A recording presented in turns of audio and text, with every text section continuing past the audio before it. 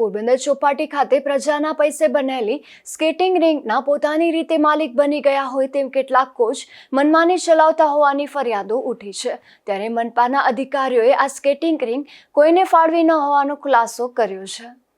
પોરબંદરની ચોપાટી પર બાળકો અને યુવક યુવતીઓ સ્કેટિંગની મજા માણી શકે તે માટે વર્ષો પહેલા સ્કેટિંગ રિંગનું નિર્માણ કરાયું હતું, પરંતુ ઘણા સમયથી તે બિસ્માર હાલતમાં હતી।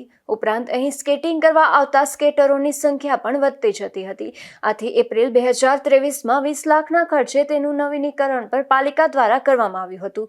ત્યારબાદ પ્રજાના પૈસે બનેલ આ સ્કેટિંગ રિંગ કેટલાક ટ્રેનર દ્વારા બાળકોને ટ્રેનિંગ આપવા માટે પાલિકા દ્વારા ફાળવી હોવાનું જાહેર કરાયું હતું અને તેમાં તાલીમ શરૂ કરી સ્કેટિંગના ભાડાના નામે ઉઘરાણા પણ ચાલુ કરી દીધા હતા, જેમાં ઘણા સમયથી આ ઉઘરાણા ચાલુ જ હતા અને લોકો પણ એમ જ માનતા હતા કે ખરેખર પાલિકાએ તેમને ઉઘરાણા કરવાની છૂટ પણ આપી હશે। પરંતુ આજે મ્યુનિસિપલ કમિશનરે ચોંકાવનારો ખુલાસો કરતા જણાવ્યું છે કે પાલિકાએ કોઈને સ્કેટિંગ રિંગ ફાળવી જ નથી અને કોઈ પણ બાળક ગમે ત્યારે ત્યાં તાલીમ લઈ શકે છે। જે સ્કેટિંગ રિંગ છે નગરપાલિકાની મહાનગરપાલિકા સંચાલિત એ અત્યારે ખાનગી કોચ ચલાવે છે, આક્ષેપ છે, બીજા કોઈને એન્ટ્રી કરવા આવવા નથી દેતા એવું છે। ખરેખર કોઈને ફાળવેલી છે કે શું છે?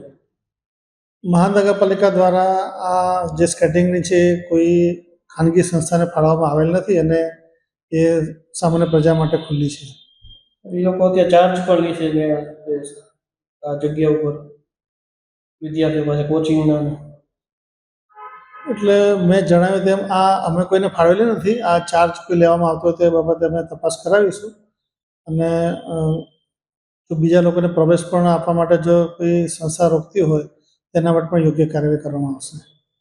હાલ કેટલાક કોચ તેમના માલિક બની ગયા હોય તેમ તેની તાલીમ ચાલુ હોય ત્યારે તેના સ્ટુડન્ટ સિવાય અન્ય કોઈને અંદર આવવાની મનાઈ ફરમાવી દેતા હોવાની ફરિયાદો ઉઠી છે અને અંદર પ્રવેશે અને તેના તાલીમાર્થીઓ દ્વારા અન્ય કોઈ બાળકને ઈજા થશે તો તેની જવાબદારી નહીં રહે તેવા જવાબો આપવામાં આવે છે, જેના પગલે વાલીઓમાં પણ રોષ જોવા મળે છે।